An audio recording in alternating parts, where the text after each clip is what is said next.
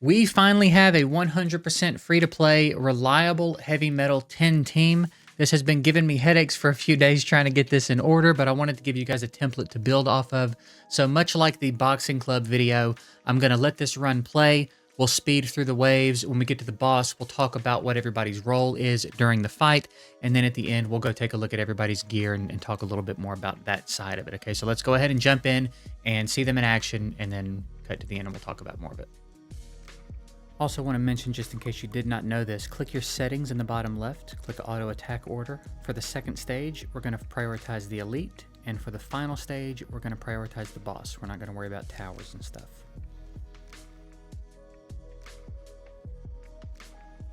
All right, we're here at the boss. Let's talk about what everybody's role is here and kind of through the fight. So in the lead, we have the Fire Gunslinger.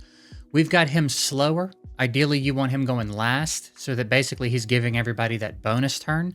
And then you're just going to tank him up and he needs to have crit rate. We'll talk more about the gear when we get there. But his passive, every time he crits, he's helping your team cycle turn meter, which is giving you more turns against the towers and bosses, right? The more turns we take, the better. Next in line, we have the Fire Popo Rider. We have here we have an AoE slow, an AoE turn meter knockback. Right there, we just did it. And then also on the A2, some big target max HP damage. So Popo Rider is going to be like one of your main sources of damage for this.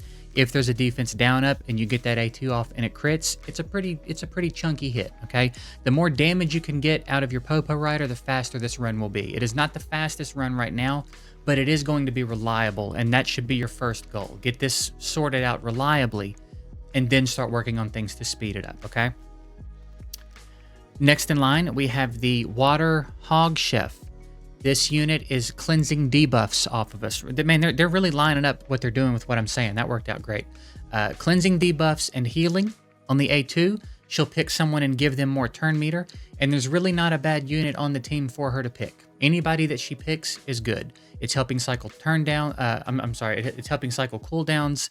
If it's Fire Gunslinger, like it was there, he gets to hit and proc his passive and give everybody turn meter. If it's the Sharpshooter, you get a defense down if nothing else is ready. It's pretty valuable no matter who she decides to use it on. So very solid unit. She's part of what's keeping us alive here. Next in line, we have the Light Sharpshooter. We have a good heal and turn meter boost on the A3. We have a defense down on the A1, and we have a strip on the A2, which is pretty crucial to the run. So we'll talk a little bit about that after this as well in the setup. And then last but not least, Water Gyro, just giving us some damage, some important debuffs, and some backup on the strip. Every now and then, Light Sharpshooter will strip, and then the tower will get a buff back up, and usually Water Gyro will come in behind that and take the buff away. So that's the team. That's what we're looking at. You see here, we did it in 438. My best is 341. It happened with this team. Sometimes things are going to go very smoothly and it's going to be a little bit faster, and other times it's not going to go so smoothly, but it's a pretty safe team. I've gotten it to a point where I don't feel like they're going to fail. I do feel like this is going to be a 100% team. I think things would have to go horribly wrong for it to fail, and I haven't seen it happen in a while now. So why don't you give me this one? Really quickly, I do want to talk about the setup, okay? If you don't know, you can hold click on a portrait and turn on AI, okay? Gunslinger doesn't need it. Fire Popo Rider doesn't need it. On Light Sharpshooter, we want to turn it on, and on the A2, you want to set it to if enemy has buff, because she cannot wait to waste it. So if you leave her to her own devices, she will not use it appropriately. She'll waste it, and then buffs will stay up way longer on the boss, and then the run might fail, okay? It's kind of contingent on her getting those buffs off. So if you set this to enemy has buff, by the time the boss has buffs again, this will be back off cooldown. She's usually able to just take it right back off when the boss gets buffed. So that's something that you want to do, okay? For Water Gyro, you do want to have it on. Actually, you might not. You probably don't need to. I have it set on because I was experimenting with some farming. You could if you didn't want to waste the AoEs, but honestly, I'll probably turn it off for this run moving forward. That was turned on because I was doing something with farming and didn't turn it back off. Not necessary in here. And then the Hog Chef, you want to set this to if ally has debuff. because, again, sometimes she'll use it when there's no debuffs up, and especially since Sharpshooter is also offering some healing, we don't want her wasting this. We don't really need the heal from this so much as we need the cleanse, as much as we need to get those dots off and the defense downs and the waves that you might catch, okay? So set this to if ally has debuff. If you're feeling froggy, you can set it to if 2 or more allies have has a debuff, but I'm pretty happy with having it just if one. If anybody's got a dot or a defense down, I want it gone. As much in the waves, again, as the boss, because like the Fire Gunslinger is kind of hard to keep alive. If he catches a defense down, I don't want her sitting on this cleanse. I want her to get it off of him as quickly as she can. So that's it. You really just need AI on your Sharpshooter and your Water Hog Chef. And other than that, everybody else can just come in and do their own thing. All right. So let's move over now and talk about how to gear these units. Fire Gunslinger. If you have an Echo set, put it on him. It's fantastic. The extra 40% to attack again is just an extra chance to proc that passive and give yourself more turn meter. It is not mandatory. I don't think that it's mandatory to make the run a success, but it's certainly not bad if you can swing it, okay? Again, you can see he's pretty slow. You don't really want to load up a bunch of speed on him, which allows you to load up whatever else you would like to load up. If you find yourself having trouble keeping him alive, you can throw HP percentage on your 2 or your 6 slot. If you aren't having trouble keeping him alive and you would like him to contribute to the damage, you can throw attack percentage there. And you're trying to get crit rate in basically all your substats. All right, so Echo set. I also have the power set.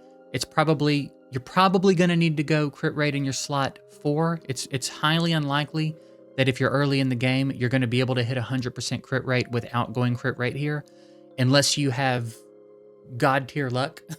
But it's okay. It's still manageable. So I've gone attack percentage on my 2 and 6. Again, if you need to, you can go a little hybrid. Put HP percentage in one of these slots, and it'll help him stay alive. And then again, the Echo set, if you got it. I have mine at 99 crit rate, which if you think isn't driving me crazy, think again. You want to hit 100. You really don't even want to be at 99. I guess this is a good testament. He will find that 1%. He will find it. And I've seen him do it before. It hasn't cost me the run yet, but just for the sake of being safe, get him to 100. This is on your nukers. I'll tell you, 75, 80. You could probably swing it. That's fine. They'll crit most of the time.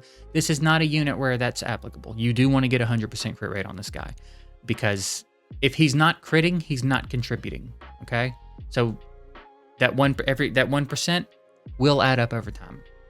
So that's basically it. Again, crit rate mandatory, and then load up whatever tank stats you need to keep him alive, and then for the rest of it, you can try to load some attack on him. All right. Moving right along, we've got the Fire Popo Rider. Again, fantastic unit. Here, now you get it. You get it. We didn't look directly at his skills, but look. Again, just increases the action bar of all allies by 15% each time your attack lands a crit. And it does not affect the allies who have the same ability. So you couldn't double it up. But that's basically it. The rest of his skills don't matter. All that matters is he's critting. Fire Popo Rider. Again, on the A3, we have the AoE slow with turn meter knockback. Very reliable. All you got to do is have the accuracy and it will land. On a 3-turn cooldown, pretty handy. Again here, the A2 with the target max HP nuke. This is where a lot of your big damage is going to come from. And the more crit rate and crit damage you can get on this unit, the faster your runs will be. All right. To boot, we've got a blind on the A1. We have her in a double crit set and then broken set. Don't force yourself into sets too aggressively. Sometimes you can hit better stats if you're willing to just break the sets up, okay? So we've got pretty decent speed for where we're at. We've got 60% accuracy, which seems to be enough. That seems to be fine. I don't really see her missing too much in here. I would love to have more crit rate, a little bit more. 80 is okay enough. She'll crit most of the time. I would really like to have more crit damage. And then she's tanky enough.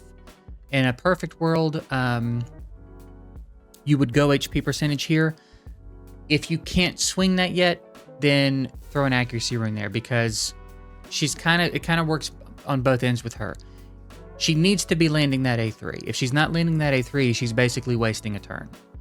And if she's not doing that, you're not getting to turn cycle as much, and it could get away from you. So she does need to be landing. So if you can't quite hit the accuracy threshold that works here, which I don't know what the minimum is yet. You'll just kind of have to play with it and watch her. If you notice that she's not landing, you might have to come back and give her more accuracy. But her important stats are a decent amount of speed. She doesn't have to be lightning fast. The faster, the better. But it's not worth sacrificing everything else for, right? Speed, HP, of course. Crit rate, I would say over crit damage. And then accuracy is also very important.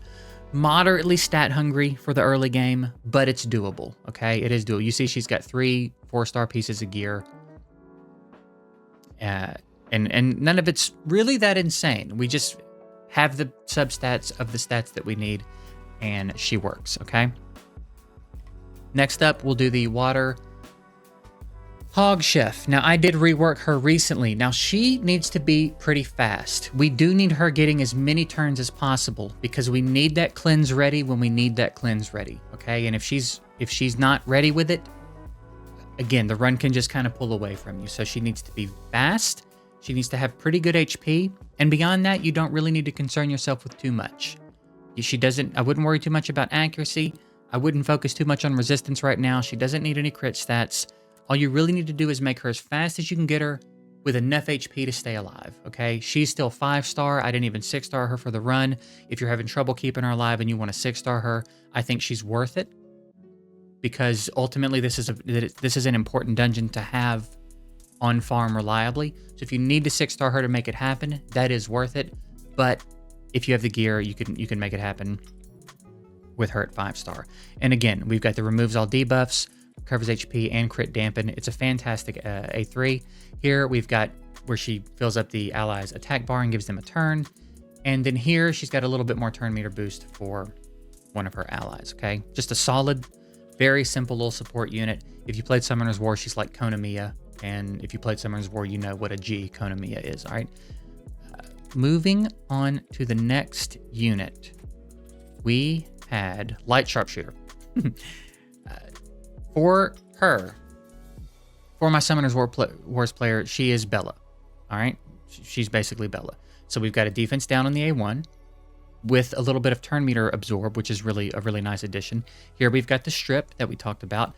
And then here we've got the heal and the turn meter boost for allies and removes all inability effects, which I don't think I even clocked that she did. So it's a cleanse of crowd control, basically, which I don't think I realized she was doing, which is fantastic. On top of that, she's got a light speed lead. You're not going to be using it here, but it's good to note that it's there. So solid kit, another one of those units that everything she does, every turn she takes is valuable. She's going to need speed. She's going to need HP. She's going to need accuracy. That's all you really need to focus on her, okay? So those are what we're loading up. If you've got a swift set for her, fantastic. If you've got a focus set for her, fantastic. Those are all really good. Obviously, again, speed, defense percentage, or HP percentage. And then we've gone accuracy in the 6th slot because it's very important. And I couldn't hit the accuracy on her without putting this here. In a perfect world, again, you would have... I would like to go HP percentage. I don't like to rely on defense because if you get defense broken, you're in trouble. And in the waves of this dungeon, you will get defense broken unless you've got a really strong wave clearer. So I would prefer to have HP percentage here and HP percentage here. But if you can't swing it, go accuracy here for now. You see it's viable and it works. And she's another unit that is well worth the 6-star. You will use her in other places. You'll use her in other dungeons. She's very good. She's very solid at doing the things that she does. And last up, we've got Water Gyro. I had him on a stun set to try to alleviate some of the hits that my Gunslinger was taking in the waves initially. And it was okay, but then when we got to the boss, the sacrifice and stats that I was making was really showing its bad side. So I decided to switch this unit up into just a speedy-ish, damagey-ish, accurate build. And it's working much better. So the important stats here would be speed, your damage stats, and you do want some accuracy. Because again, she's going to need backup sometimes on that strip. Sometimes she's going to strip a buff off and the tower's going to come in behind, or the boss is going to come in behind and get another buff up. And you really don't want immunity or shield up. You want as much downtime on those buffs as possible. So you do want the accuracy on this one to help her keep the buffs off the boss. All right, but other than that, we got really nice stuff going on here. Again, remove all buffs, speed down, attack down, all very important debuffs for dungeons. Here we've got an AoE defense down, very important debuff for dungeons, and then incurable here, which is not necessary, but nice to have. And yes, just going to be contributing to the damage, contributing to the buff strips, contributing to the debuffs going up, and speeding the run up a little bit. You could technically go someone a little safer in this spot, you know, like Bouncing Joker is a great buff stripper and offers more crit dampen and another heal if you needed the extra support and can't quite swing the second damage dealer here. He can offer you some more support, make it much harder for you to die, and his buff strip is very reliable. I was playing around with him a lot in this dungeon as well, and the buff strip is incredible. He also gets the 40. He kind of has the built-in echo effect. Basically, he's just got an inherent echo set equipped, so he 40% chance to just hit someone again. So it wasn't uncommon for him to strip both buffs off the boss. He's excellent for this dungeon. And if immunity's up and he hits the boss, he'll strip immunity and put the attack down up in the same motion. So fantastic. If you need more support, I would probably drop Water Gyro and put in Water Bouncing Joker until your gear improved to the point where you could, you know, squeeze in a second damage dealer and get Joker back out of there. But that's a great like backup unit if you can't quite swing having Water Gyro in the mix yet. But that's it for the team. That's why it works, how it works, and how you can approach gearing them. I didn't talk too much about sets because I don't want you getting tunnel visioned on completing sets. You're going to miss out on a lot of stats, so focus on the stats. And then when you can swing the sets, start swinging the sets. But like I said, ideally an Echo set on him is fantastic. Any good damage set on him is fine. Swift Focus would be great on her. Swift Focus, Swift Life would be great on her. And Swift Life would be good. Like, the faster everybody is on this team, the better, except him. And as long as he's slower than everybody else on the team, it's fine. So if you've got speed coming out of your ears and you can get him up to 200 speed and he's still the slowest one on the team, great. It'll be a much faster run for you, all right? But that's it. I hope that this helps you and complete that dungeon. It's a little bit of a tricky one. Boxing B10 is so easy that it kind of makes you think that the second dungeon is only going to be a little bit harder, but it's noticeably harder. So hopefully this gives you something you can work for and get it done. So that's it. Hope it was helpful. I appreciate you guys watching. There's a link below to my Discord if you would like to hop in and get involved in our Element Fission community. There's a link to the official Discord as well. You can keep up to date with the news, gather promo codes and all that stuff. And there's also a link to the tier list below if you want to check it out. So that's it. I'm getting out of here. Appreciate you. Later.